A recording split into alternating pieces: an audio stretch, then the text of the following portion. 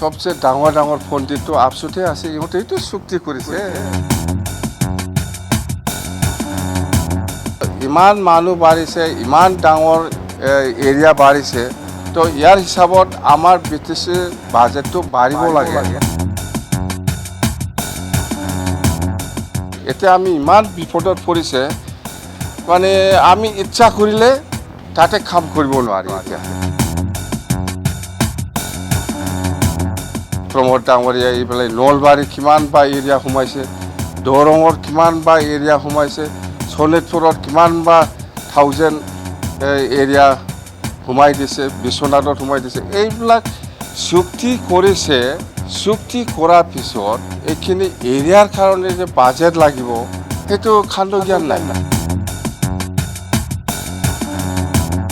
ইমান ডাঙৰ ডাঙৰ পণ্ডিত আছে, আপচু লিডাৰ, আপোনালোকে কি কৰিলে এতিয়া? আমি কি কৰিব লাগে কয় এতিয়া?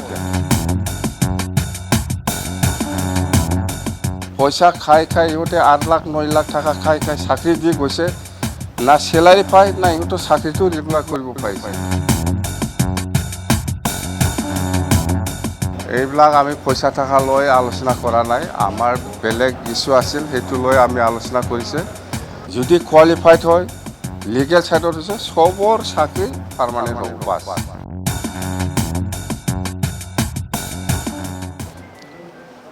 আজি আমাৰ ৰিভিউ মিটিং আছিলে কোকৰাঝাৰ ডিভিজন হিচাপে PWD ৰডছ আৰু বিল্ডিঙৰ 24-25 আৰু 25-26ত কি কি স্কিম আছে নাই, বা আসাম মালা বা ৱৰ্ল্ড বেংক বা নাবাৰ্ড বা যিমান চেণ্ট্ৰেল বা ষ্টেট স্পন্সৰ্ড যিবিলাক প্ৰজেক্ট আছে, ইয়াৰ ওপৰত আমি ৰিভিউ লৈছে। ডিটেইলছ আমাৰ কিছুমান প্ৰগ্ৰেছ হৈছে, কিছুমান 100%, কিছুমান আণ্ডাৰ প্ৰচেছ এনেকুৱা আছে। যেন হওক আমি ডিভিজনৰ ইঞ্জিনিয়াৰসকলক PWD ৰডছ হওক বিল্ডিং হওক আমি ছেপ্টেম্বৰ মাহত আকৌ ৰিভিউ ল'ব। তেতিয়া আপোনালোকে যিখিনি প্ৰগ্ৰেছ হোৱা নাই সেইটো আমাক প্ৰগ্ৰেছ দেখাব পাৰিব লাগিব। যিসকলে কাম আৰম্ভই কৰা নাই সেইটো কণ্ট্ৰেক্টাৰসকলক ন'টিছ দিয়ক, যাতে আমি ছেপ্টেম্বৰ যিটো আকৌ ৰিভিউ মিটিং হ'ব, ইয়াত আমি যাতে ডিটেইলছ পাই। যিখিনি 100% হৈ গ'ল সেইটোতো হৈ গ'ল, কিন্তু বহুত বাকী আছে এতিয়াও। ৰডছ আৰু বিল্ডিঙত কিছুমান কাম আৰম্ভই হোৱা নাই। যেন হওক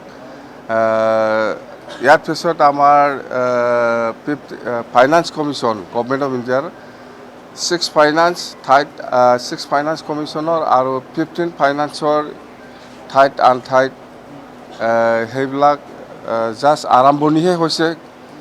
এইটো আমি ছেপ্টেম্বৰ মাহৰ প্ৰগ্ৰেছটো পাম।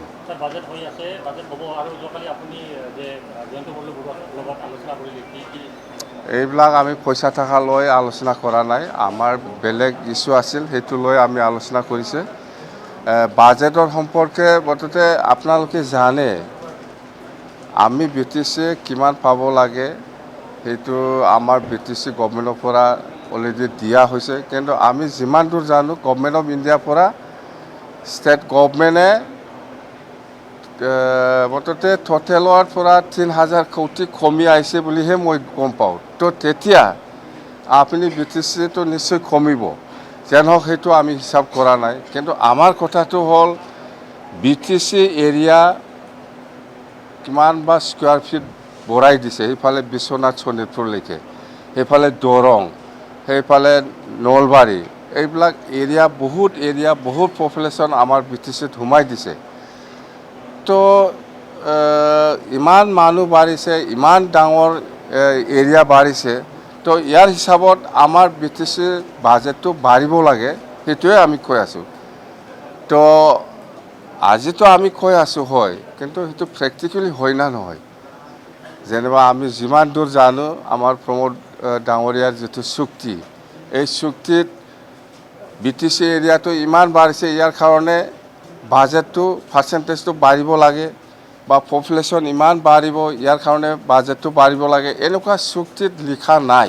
সেইকাৰণে আমি যে বিশ্বনাথ ডিষ্ট্ৰিক্ট বা শোণিতপুৰ ডিষ্ট্ৰিক্ট ইমান ডাঙৰ এৰিয়া সোমাইছে, ইয়াৰ কাৰণে যে বাজেট এক্সট্ৰাকৈ দিব, এইটো আমি আজিলৈকে এনেকুৱা দেখিবলৈ পোৱা নাই। BTC আগত এৰিয়া আৰু আগৰ পপুলেশ্যনটো লৈ পেলাইহে বাজেট আমাক দিব যেনিবা প্ৰমোদ ডাঙৰীয়া এইফালে নলবাৰী কিমান বা এৰিয়া সোমাইছে দৰঙৰ কিমান বা এৰিয়া সোমাইছে শোণিতপুৰত কিমান বা 1000 এৰিয়া সোমাই দিছে বিশ্বনাথত সোমাই দিছে এইবিলাক চুক্তি কৰিছে চুক্তি কৰাৰ পিছত এইখিনি এৰিয়াৰ কাৰণে যে বাজেট লাগিব সেইটো খাণ্ড জ্ঞান নাই তো এতিয়া আমি কি কৰিম না এইফালে কৰিব পাৰে এই অঞ্চলৰ মানুহবিলাকে এনেকুৱা হৈ আছে এতিয়া গভৰ্ণমেণ্ট অফ আসামৰ পৰাও একো নাপায় আমিও BTC দিব ইচ্ছা কৰিলেও দিব নোৱাৰে এতিয়া ইয়াৰ ৰেছপন্সিবলটো কোনে ল'ব এতিয়া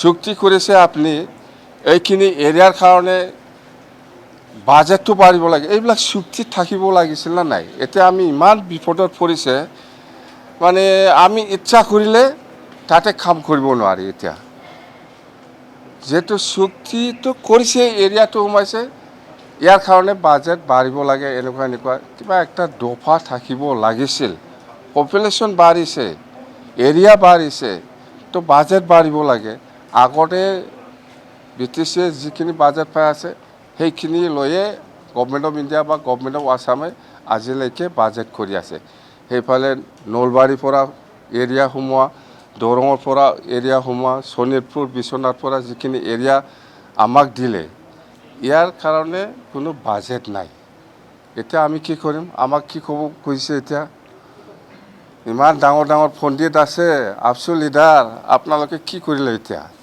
আমি কি কৰিব লাগে কয় এতিয়া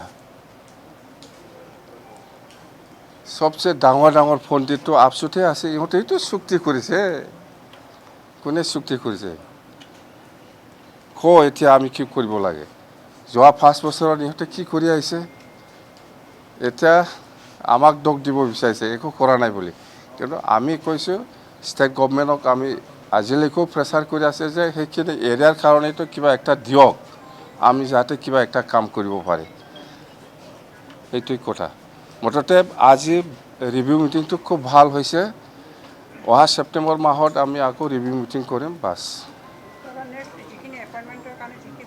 এপইণ্টমেণ্ট বহুত ডিপাৰ্টমেণ্টত পোষ্ট খালী আছে আমি ডিপাৰ্টমেণ্টৰ পৰা খুজি আছে এতিয়া CSPয়ে ইণ্টাৰভিউ দিব থাৰ্ড গ্ৰেড ফ'ৰ্থ গ্ৰেডটো আমাৰ BTC ভিতৰতে হ'ব আৰু যিখিনি BCTC সেক্ৰেটাৰী বা ফৰেষ্টৰ কথা কৈ আছে প্ৰমোদহঁতে আমি পইচা খাইছে বোলে পইচা কোনে খাইছে পইচা খাই পেলাই ইলিগেলি কেনেকৈ চাকৰি দি গ'ল তো এতিয়া আমি জাষ্টিফাইড কৰি আছে কেনেকৈ ইহঁতৰ চাকৰিটো ৰেগুলাৰাইজ লিগেল কৰিব পাৰি সেইটোৱে আমি চাই আছোঁ ইয়াত পইচা থাকাৰ কোনো লেনদেন নাই পইচা থাকাৰ কোনো লেনদেন নাই ইহঁতে পইচা খাই পেলাই যাহাতাই চাকৰি দি গৈছে এই চাকৰিটো আমি মানুহবিলাক কোৱালিফাইড হয় না নহয় লিগেল সাইটত চাকৰিটো হৈছে না হোৱা নাই যাতে ভৱিষ্যত ইহঁতৰ চাকৰিটো আৰু